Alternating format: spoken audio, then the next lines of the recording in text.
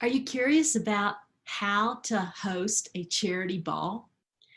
In the next few minutes, I'm going to share with you some of the things that I've learned about hosting a charity or nonprofit. Sometimes it's called a ball, sometimes it's called a gala or a gala, but regardless, it's the huge event that people come to. They dress up typically, they have a great dinner and drinks, and it's just a full-on evening. And most people know that when they go to a fundraising event that they are going to be asked for money.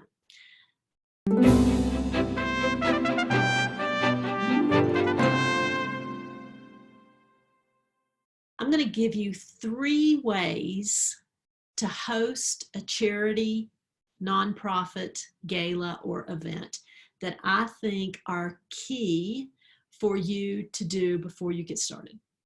Number one thing is have it paid for before you even start planning it. I mean, totally paid for. The food paid for, the venue paid for, the decorations paid for, invitations, everything paid for. Because what I see happen too often are people schedule an event and they think, oh, people will come to that, everybody will come, and then people don't come. And it's the type of event that nobody comes, and it's a ton of work still. It looks bad on you because the room's not full, and you certainly don't make any money, and you've just burned out all your volunteers because it took so much effort to put on this event. So number one, have it paid for before you schedule it. Number two, have a fun theme. You know, these events, and I go to so many of them every year, and they're the same thing. People go in, they have drinks, there's dinner, there's an auction, and then people go home. It's boring. I mean, we are more creative than that. We can come up with a fun theme. Fun themes being something related to your nonprofit. There's a land trust organization here that every year they have their gala on a piece of land that they are trying to preserve, because that's what the organization does. And they come in and they bring big tents, and it's fabulous. The views are beautiful. And then for the cocktail hour, they do something a little different where you don't have to go to the dinner. You can just go to the cocktail hour. It's another tent where that they have a competition, a drink competition. So it might be a whiskey tasting competition where everybody makes like a whiskey with a lavender in it or whatever. So that happens beforehand. And so for a much lower ticket price, you can just go to the reception, or you can go to the whole event, but it's all outside, and it is perfect for their organization. So when you think about an event, think about, what does your organization do? And if it's something with kids, I mean, does it make sense to have it in a school? I mean, is it, or somewhere that is fun, is different? So come up with a fun theme. And the number 3 thing is, you've got to have the right people in attendance. I can't stress that enough. I saw an event, which it was an event that had been had year after year after year, and I had helped them plan it. We had some great auction items, and we were so excited because we knew this event was going to raise more money than we'd ever raised in the past. Imagine my horror when they started the auction and nobody bid. We had these really cool, different things that were experiences that people had said, oh, I'll bid on that. Oh, I'd love that. But the people who said that weren't in the room, because what happened was the event had become stale. And because the event had become stale, instead of the people who had come in the past, who were the high capacity individuals that could have bid on these things, they gave their tickets, because they bought a table, they gave them to their neighbors and they gave them to their friends. And they went in a restaurant and they told the server, here's a ticket to this event.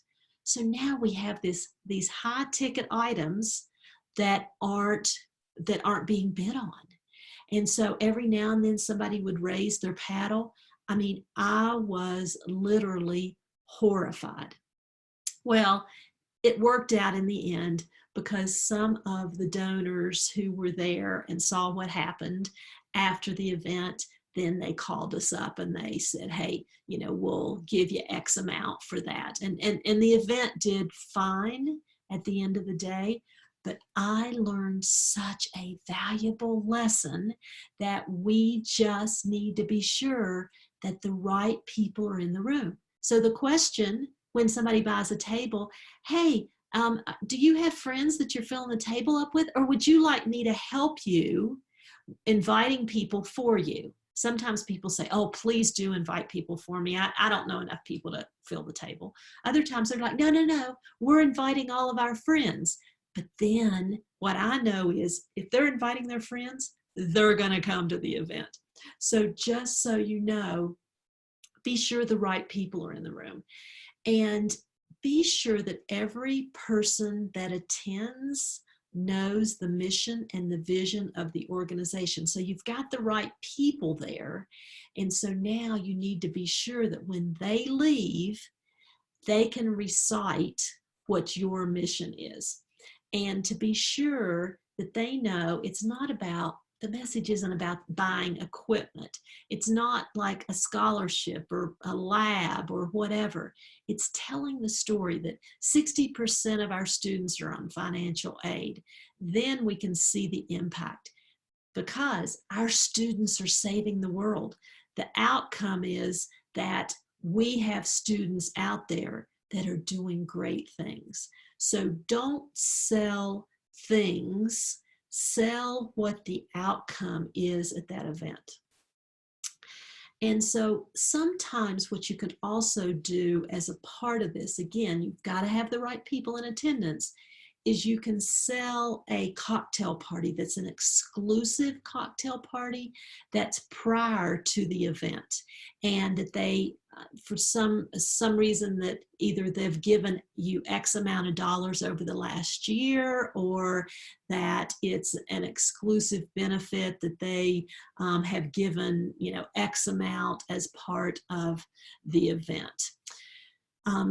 Then the next piece of this is after you host this event. So you've done the three things. You have paid for it before the event. You have a fun, exciting theme, and you have the right people in the room. But having the right people in the room is not enough. You have to follow up. And the follow-up has to happen within 48 hours of the event. And so the idea is that every board member, every staff member has connected with somebody there at the event. And when you call them after the event, then if you did your job of explaining what the mission is, and you were engaging enough with them, then it's very possible that you'll even bring in more money after the event than you might have even brought in at the event, because now people are so excited. They're pumped up about what they saw and the mission of what you're doing. Thanks for joining me today. I appreciate you being here. And I've got lots more that I'm going to share on videos like this. And so just subscribe. If you subscribe, then you'll be able to see the videos when they come out, and I can share information with you, because my whole idea is I want to make fundraising fun.